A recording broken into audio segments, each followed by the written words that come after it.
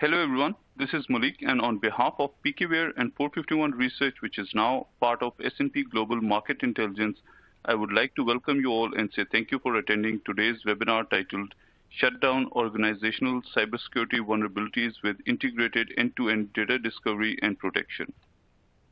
Just a few quick housekeeping items before we get started. To ask a question, simply type it in the question box on your screen. We'll get to as many as we can during the Q&A session.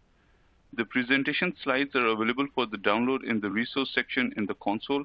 And finally, the on-demand version of the webinar will be available shortly after the live event concludes. Leading off today's discussion would be Paige Bartley, who is Senior Analyst at 451 Research. Joining Paige will be Arif Khan, who is VP Solutions Engineering at PKWARE, and Joy Russo, who is Regional Sales Director at PKWARE. Joy will be leading the Q&A session. You can learn more about Paige, Arif, and Joy by checking out their bios on your screen. And with that, I'll turn it over to Paige. Thank you, Malik. We're going to start with the agenda here, just walking through some of the challenges, the business objectives, and finally ending with some of the practical approaches to some of the issues that we talked through today. So starting with the complex regulatory landscape, which I'm sure many of you are very familiar with, the complex data landscape, which again, I'm sure many of our viewers today are intimately familiar with, conceptually, some of the business objectives that need to be aligned in today's businesses and perhaps how to do that, and then finally finishing with some of the tactical techniques of how to technically process-based and people-based actually approach this challenge within the business. So starting today, we're going to look at the complex regulatory landscape. And I'm sure this is something that is very familiar, reading the headlines, just working in an average business, particularly if you're within a large organization, this is probably something that's not new. But just to point out from a recent report that I wrote, this just highlights the challenge. So even within just the U.S., just within one country, for the enterprise, the proliferation of different state-level laws further complicates the process of compliance and PrivacyOps efforts, not to mention associated data management architecture and technology. And PrivacyOps in this sense, from the 451 research perspective, means really the systematic approach to operationalizing and fulfilling those data privacy and data protection rights that are bestowed upon consumers, data subjects, the living individuals that these regulations and laws throughout the world are really looking to protect. So within the organization, that considers the supporting technology and the people and the process that really go into ultimately fulfilling the rights for these living individuals. So as these regulations proliferate, naturally these processes and supporting technology that goes into these efforts become more complex over time as well. This is just a snapshot. If I were to create a complete list of all of these regulations, it would be like the Dead Sea Scrolls. It would be thousands of pages long. Really, there are so many regulations around the world right now that are just growing by the day.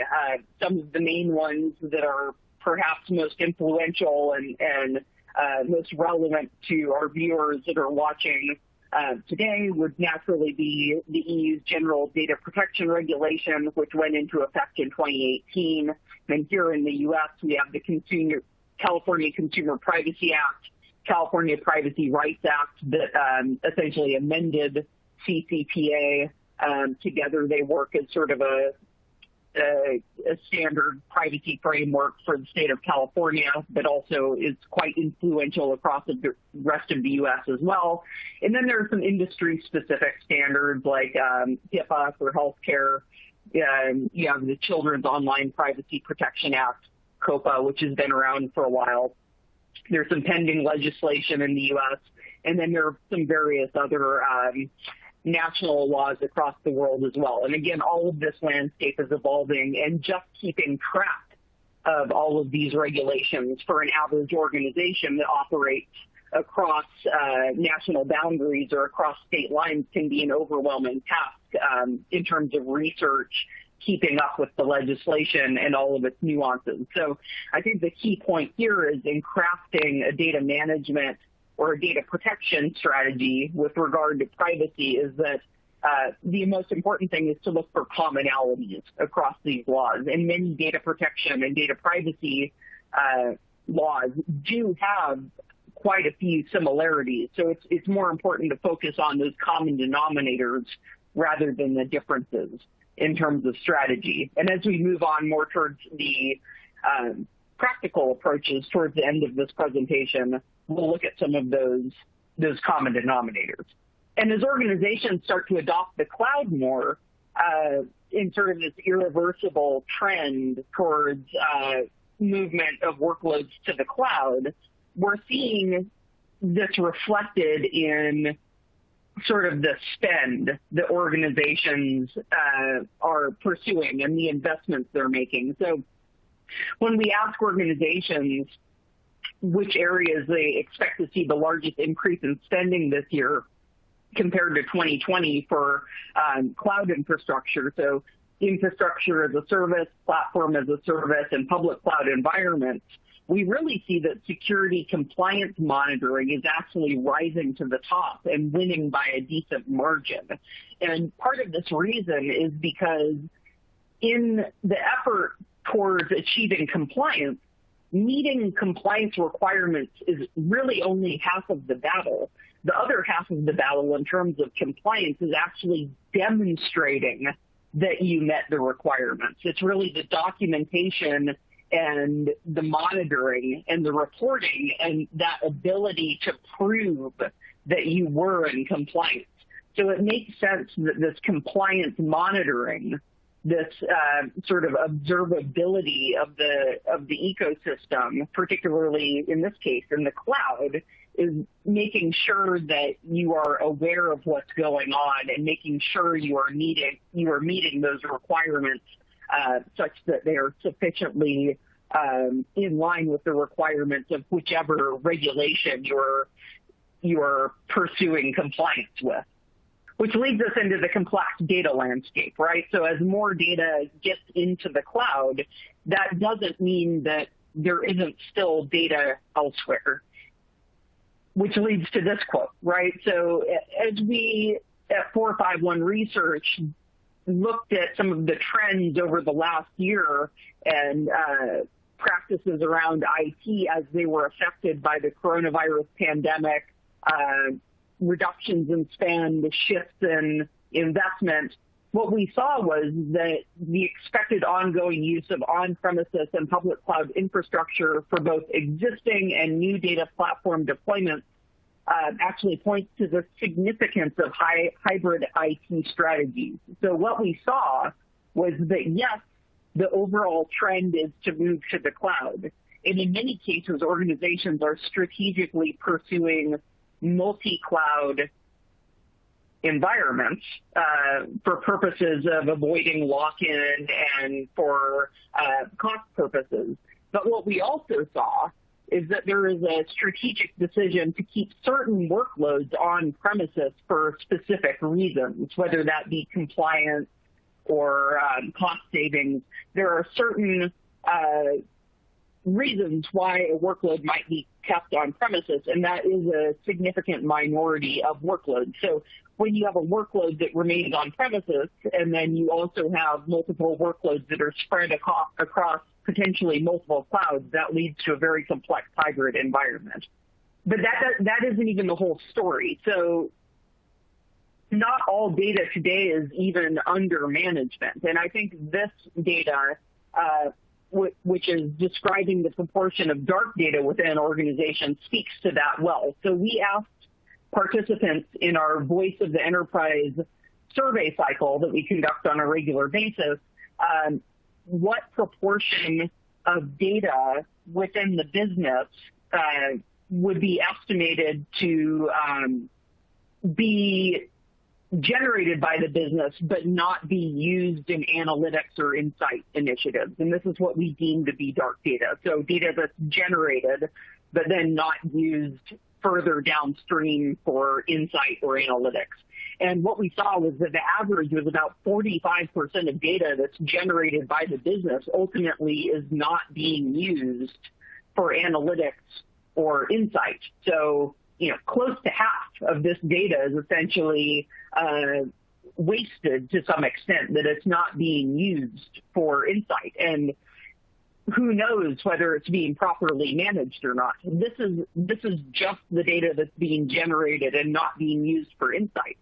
What this data doesn't fully capture is the data that may not even fully be accounted for and managed. So if we were to look at the entire universe of data within an organization, counting the data that's both managed and unmanaged, this number may be much, much higher. So an estimate for data that isn't managed within an organization is, by design, very difficult to get an estimate of, because you can't necessarily measure what you don't know that you have. So just knowing that half of the data that's generated by the organization is not being used in analytics itself should be alarming, because this data ostensibly is somewhat under management. And knowing that half of that data that is being generated is not being used in analytics is supporting this notion that generating insight from the data lake is very challenging even today. The data lake is not a new concept, and some of the challenges that are being seen are coming from different angles. So you can have challenges that are either cultural in nature, so you can have sort of people and process challenges, or you can have technical challenges. And what we're seeing is that some of the technical challenges today, such as data security and data privacy concerns, are really at the top of the list, both for organizations that currently have a data lake in use or in production, as well as currently in proof of concept. And today, data privacy and data security issues actually become more evident once these deployments are in production versus in proof of concept. So the more you practice or the more you implement, the more these problems actually become evident over time. They don't really go away. Going back to the cloud solutions in particular have data compliance pain points. So we look at the top potential issues with cloud solutions, so hosted private cloud, infrastructure as a service, or platform as a service, and we ask participants to really rank their top 3 potential issues with these cloud solutions from a security perspective, and really all of the top responses are related to compliance. Compliance-related issues explicitly spelled out are the number 2 response, but if you look at data residency, so where data lives geographically rather, is the number 1 concern. That's also related to compliance. And then auditability coming in at 3rd place is also directly related to compliance as well. All of these relate to many of the regulations that are dictating how data privacy and data protection are conducted within organizations. So as organizations move forward, the question is, how do we align these business objectives so that data privacy, data protection, compliance, how do we achieve these things such that they're not slowing down the organization? And for organizations to remain competitive today, the answer is data privacy cannot be at odds with broader efforts to leverage data. The good news is that data governance really serves as a foundation for achieving more than just compliance.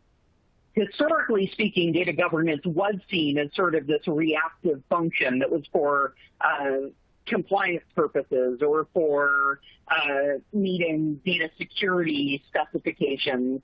Very, very much a reactive perception, but that has changed today. We're seeing that most organizations view data governance as an enabler of business value more than they ever have in the past. And when we ask organizations what they see as the top benefits from data governance, there are all of these proactive things that they're achieving from these data governance initiatives. So higher quality of data and insight, faster access to relevant data, fewer IT-related bottlenecks. All of these things are really accelerants for some of the insight initiatives we see within organizations, such as self-service analytics and thriving data science programs. So really, there's an opportunity for alignment here in making sure that data-driven programs are actually supported by governance, and at the same time, that governance also supports the data protection, data privacy, and compliance efforts as well. So a comprehensive alignment program isn't just about technology. It's going to consider this triumvirate of people, process, and technology. So no technology problem will be solved without considering all three. People build processes and design them. Processes are going to influence the way technology is used, and then the features and capabilities of technology in turn can actually change the way people work, which iteratively goes back to the way that people build their processes. So it's really a never-ending cycle in the way all of these things influence each other, and a comprehensive program is going to consider all three. The practical matters. How do you actually approach the challenge? As regulations begin to proliferate across the world, enterprises began to realize that this ad hoc or regulation-specific approach to compliance is neither scalable or sustainable. And this is what I call sort of the whack-a-mole approach to compliance. If you treat each regulation as sort of a project with a timeline and an endpoint, it's not a scalable way of doing things. You can't just treat each regulation as something with a finite endpoint. It's really an ongoing iterative process. And to speak to this is sort of a deceivingly simple linear process. And to explain this, it's not really. This is sort of the two-dimensional view of what goes on in an organization. And it's easy to think of data protection, data privacy going through this process of detecting, classifying, protecting, monitoring, and then delivering data. But really, the key point here is that it's highly iterative. So in detecting data and classifying data, you need to protect. How you protect data can then go back to change the way data is classified. Monitoring and reporting can then potentially find more data in an environment, which then requires more detection of data.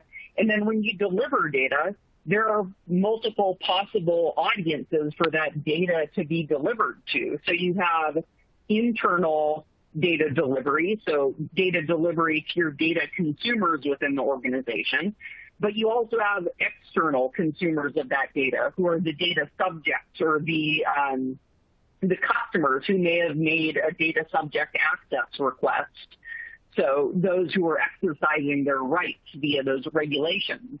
And when you deliver that data, data consumers within your organization, your workers, they'll create new data sets. They'll modify data sets.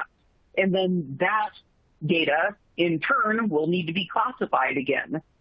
On the other hand, if you deliver to your data subjects who've made that data subject access request, they may receive their data, but they also may create more data in your IT environment by just continuing to engage with your business or service. And that will create the need for more detection. And again, it's a highly iterative process, and all of these things are ongoing. So any sort of detection effort that just goes out and maps sensitive or personal data at one point in time, like a snapshot, it has a very limited shelf life and is not a feasible way to move forward. Another practical consideration is that all of the stakeholders really need to be at the table for these discussions. And one good example is that there are many, many stakeholders, even just for a function as simple or as deceivingly simple as data privacy and data protection. So in our research, F451 research looked at the responsibility held for data privacy and data protection. And what we saw is that about half of organizations reported that data privacy and data protection was led by the IT team, whether or not they really want to have that role. But the other half was led by a spectrum of other roles with no clear winner. So it could be information security, it could be compliance at the helm. Only 8% of organizations reported that they had a dedicated data privacy team in charge of their data privacy and data protection efforts. And a full 6% said that no single group or function is responsible. So you as an organization, in coordinating these efforts, need to make sure that all of the appropriate stakeholders are really at the table, whether or not they fit the mold of who you think they may be. It requires some research on the organization's end to identify the right people. So in conclusion, just walking through what we've gone through, the proliferating regulations are demanding control of data. They're only going to become more complex and more numerous. There are higher data volumes, more data sources, and there are more data storage and processing locations, particularly in the cloud, but also on premises and in those hybrid IT environments. Dark data and unmanaged data is going to create risk and undermine those insight efforts for the organization that are so critical for competitive edge. And data privacy and data security are increasingly necessary for data lakes in the cloud, being top concerns for generating insight there. Functionally speaking, data privacy efforts cannot be at odds with those insight initiatives. Any friction there is going to slow down the organization. So it's really important to align business objectives and look for commonalities. And then data privacy and data protection is an iterative process, and all of the stakeholders in creating these strategies need to have their voices heard. It can't just be done in isolation by an IT security team or just by a compliance team. This is a whole holistic organization process, and all hands need to be on deck. So with that, I'm going to hand it over to Arif, who's going to go deeper into some of the technical mechanisms that are involved in these efforts. Thank you, Paige. So my name is Arif Khan. I lead the solution engineering at PKWARE. And I'm going to talk about something that Paige mentioned in one of her slides about the flow from detection to classification to protection and then to actually delivering the data. How can we automate all of this? Because we're dealing with a large set of data, and this process, if we can automate this process somehow, that large enterprises can actually implement, that is what customers are demanding, because as the arrows show, the iterative process becomes very tedious when you start doing that manually. So I'm going to talk through that about the PKWARE offering of how we can actually go through this flow as a backend engine also. So the two key points in the overall governance of the data is the discovery and then ultimately protecting that data. But then when we're dealing with large sets of data, we need to be scalable and we need to be fast and flexible when we're actually doing that. And I talk about flexibility because there's always a balance between how much data downstream applications analysts need, and from a security standpoint, how much of that can be provided downstream. So it's always that balance, but the two main things that you should remember is the discovery and then ultimately protecting in a way that the downstream applications can do their job. So from a compliance and audit perspective, right, so you need to start with getting a handle over your data, which is first of all, discovery and inventorying the data as to where it is. I call it a heat map of where all the sensitive data is on your platforms or your environments, and then talking about specifics about, data subject access rights and, identity erasures and retention limits once you have over your data.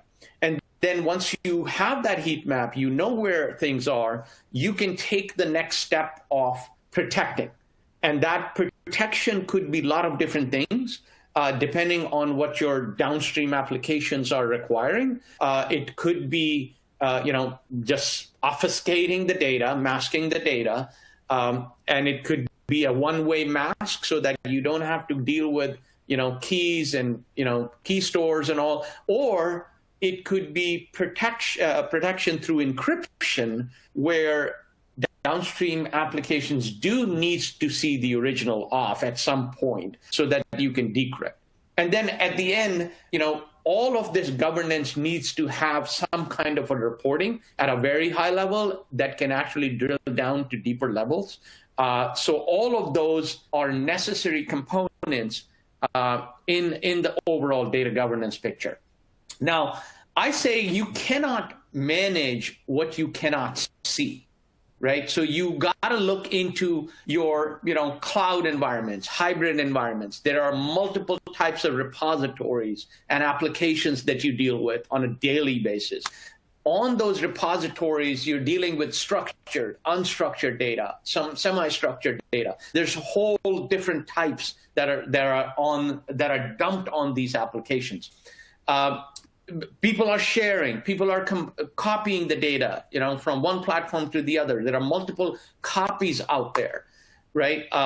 And then the risk of combining the personal data with the other data, the known and unknown data in the repositories, right? So some of it you do know where it is, or you do know what it is, but there's some that you have just no idea about, right? So you got to get a handle on all of those before you can, before you can do anything with that. So the key discovery characteristics that I would say is that you need to be able to, operate across platforms, across premises, right? On premise, on the cloud, it's got to be structured or unstructured. You got to play across that. Now, when you are dealing with large set of data, first of all, there is no such thing in this world as zero false positives. So how do you incorporate technologies that reduce that, right? That we talk about machine learning, we talk about AI. Not everything requires machine learning to be applied, but there are certain things that I'll talk about later that do require some kind of machine learning to actually narrow down the scope and to identify sensitive data accurately. Now, when you're dealing with large sets, of course, you got to be able to scale to do the discovery across, petabytes of data. How do you scale? Different techniques around scaling across those. Now, and then, of course, I talked about controlling the false positives and the false negative rate, right? False positive you can deal with because then you know exactly, this percentage is not legit. But false negatives are very dangerous because you don't know what fell through the cracks, right? So you would rather be towards false positives, leaning towards getting more false positive than false negatives. Now, the one tool that actually can go end to end needs to cover a broad platform, because any organization, any large organization would have multiple of these platforms, right? All the way from databases to cloud stores to balancing between cloud vendors, right? From Google to Amazon to Azure. And then, when we're dealing with large sets, you probably would have some kind of a cluster, whether it's a Hadoop cluster or Spark on top of that. And then, of course, some of these web applications, right, that you're using. And then not just the server side of the house, but also endpoints, right? That could be laptops and desktops and mainframes and endpoints like phones. So anything that has to do a comprehensive discovery needs to deal with all of these platforms. Now, in overall governance perspective, right? On one hand, you have all of these applications like the HR, the finance, the CRMs, but you don't want all of these directly hit by analytics. So you want to move these to move the data to something that you can actually run queries on and do analytics on. So the tendency is that you move this data to a lake or data warehousing or an OLTP system where you want to do that analytics. Now, when that data lands in these systems, either you want to protect that data in flight or you want to protect that data at rest. And then if you are protecting at rest through encryption, when on the right-hand side, when the reporting applications or analytical applications are hitting that data, if it is encrypted, you want to be able to decrypt that data for some applications. And this is the overall flow where PKWARE can assist from end to end, not just the protection, but also the discovery and automating this flow, right? When the data lands, it needs to be protected automatically or discovered and protected. And then when the applications are accessing that data, surgically decrypt the data based on the ACLs. Now, it's always a balancing act, right? You've seen this. The analytics and reporting applications need more and more data, right? They need more data to do the job, right? But from a security standpoint, right, the security folks need to protect that data and limit that data that is presented for that use. So the less data that you present downstream, the less productive or less effective the analytical reports are going to be.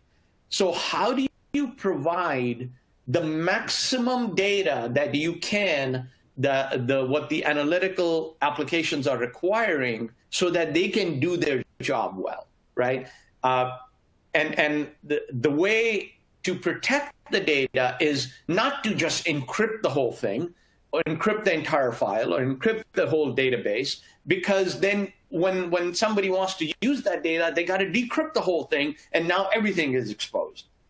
So what we hone in on, if we can surgically protect the sensitive elements only and leave the rest of them alone, the rest of the data alone, you can provide that data, which is protected surgically, to the downstream applications and still not have the fear that everything is exposed downstream. So it's always a balancing act, but that's what from a PKWARE standpoint, we can actually provide a surgical protection of that data.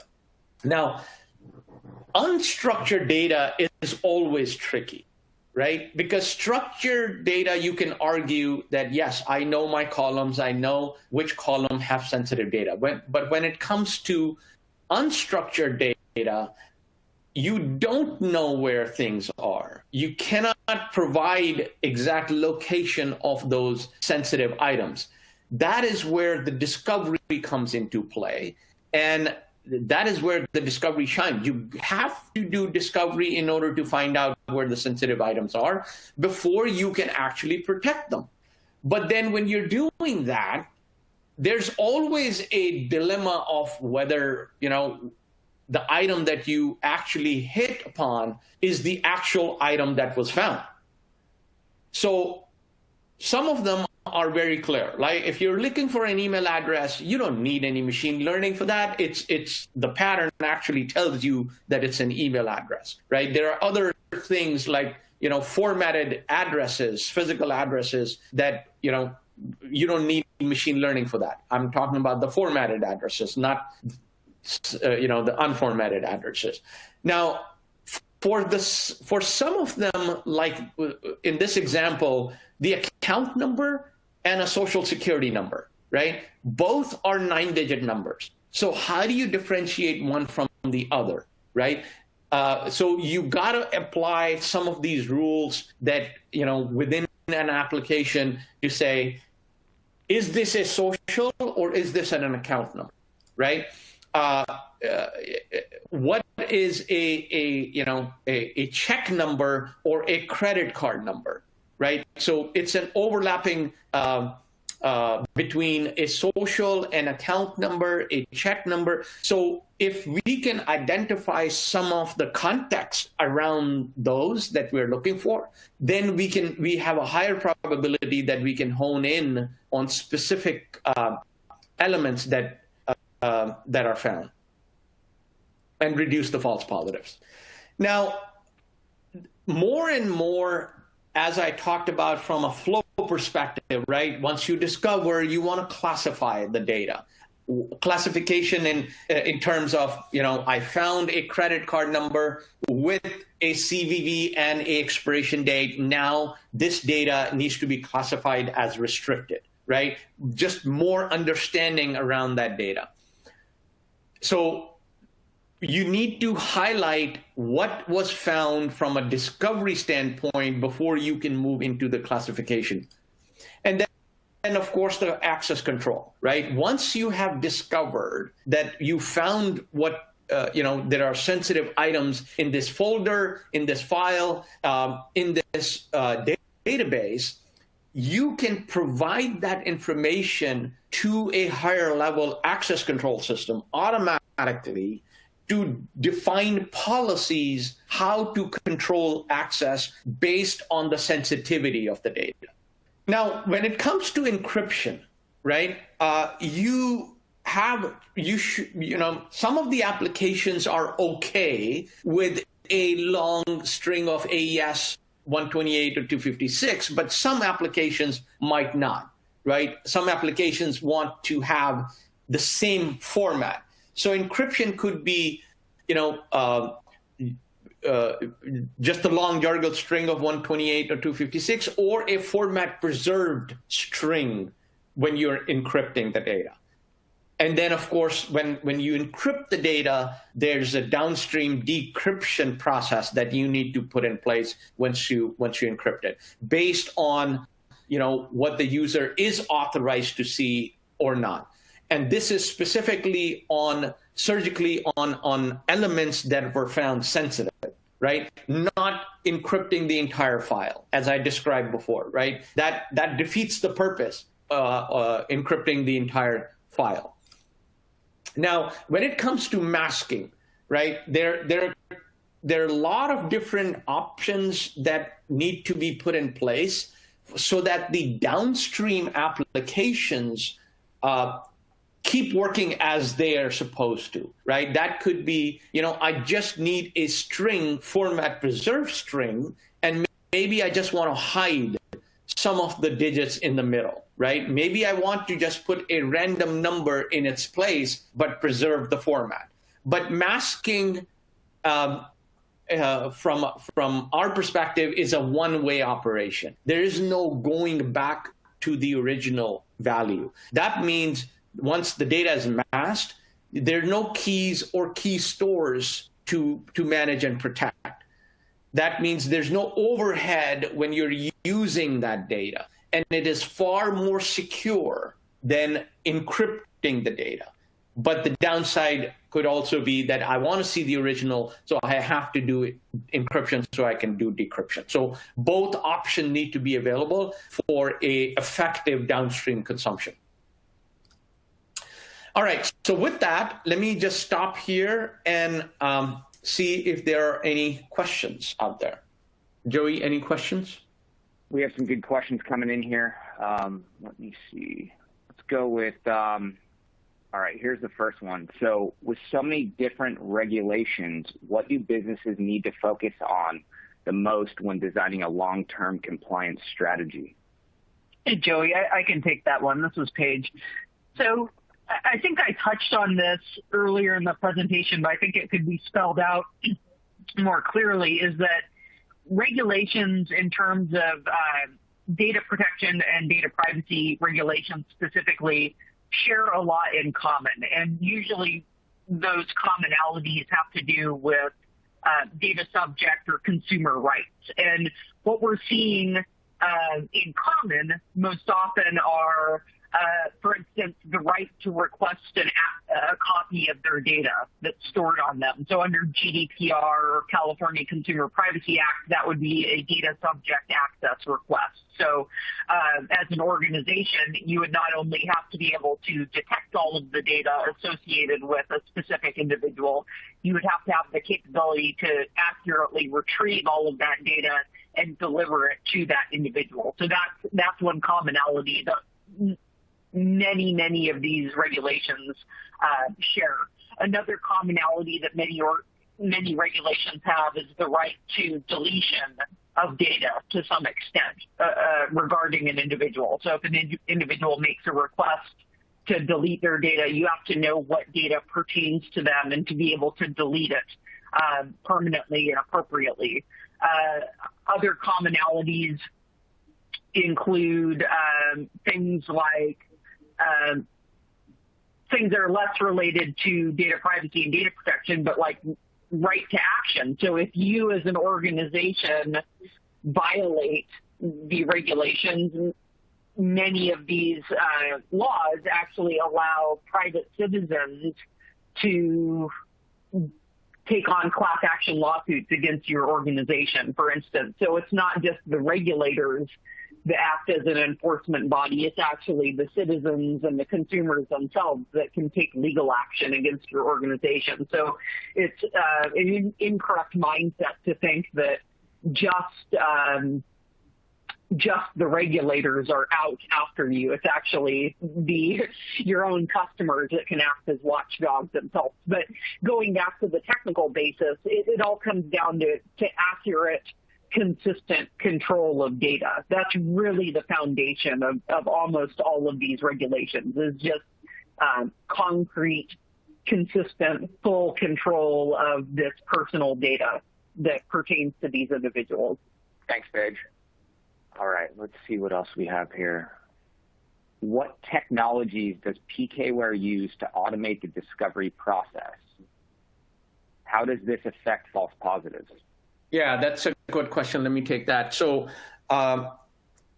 when I was talking during the presentation, the absolutely important part was to control the false positives.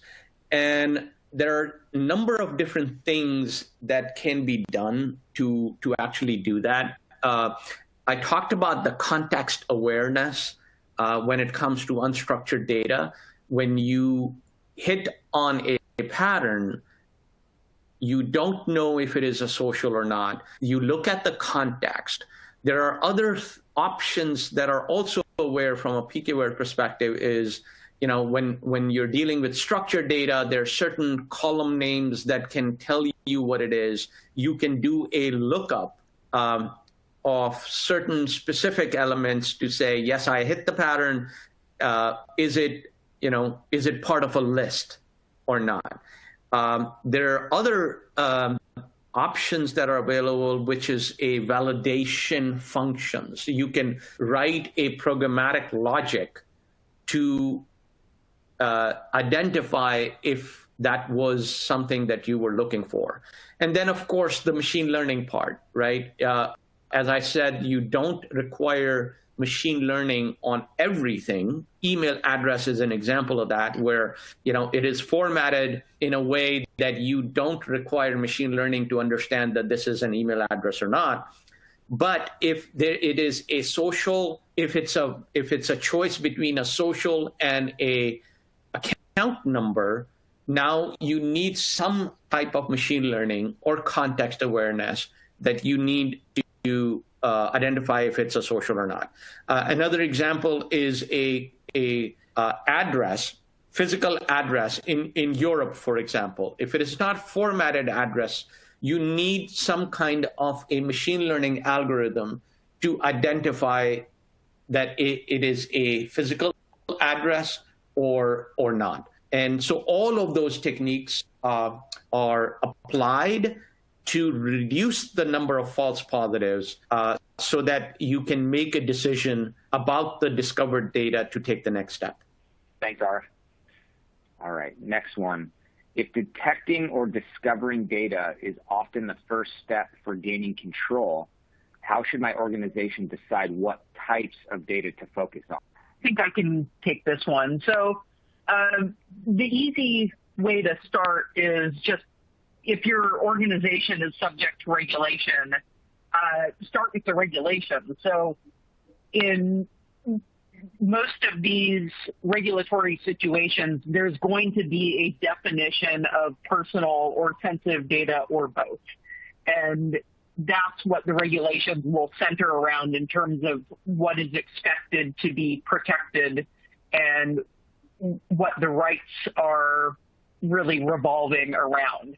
Now, the challenge is, particularly with unstructured data and textual information, is that some of these definitions can be somewhat ambiguous.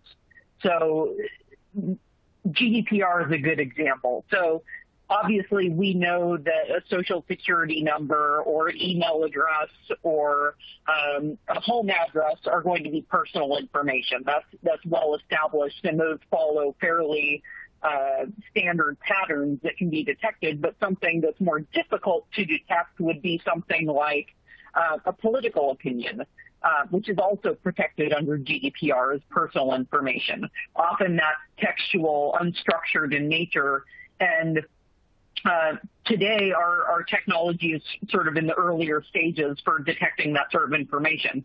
What matters from an organizational perspective, in practical terms, is coming up with internal definitions for how you're defining this information, not only what the regulation says. Obviously, those are standards that you need to follow, but beyond those specific specifications in the regulation, how are you going to define those edge cases or that gray zone? Create stipulations for your organization and document that and maintain those standards. So personal information is usually the best place to start because it's the information that causes the most substantial amount of risk. But again, going back to the regulations, there can be a lot of ambiguity, and documenting the cases where there's some interpretation is really important. Thanks, Paige. All right, next one here. If data protection strategies and technology restrict access to data, doesn't that necessarily slow down analytics and self-service programs? Again, I can take this one. It's not what we're seeing in our research.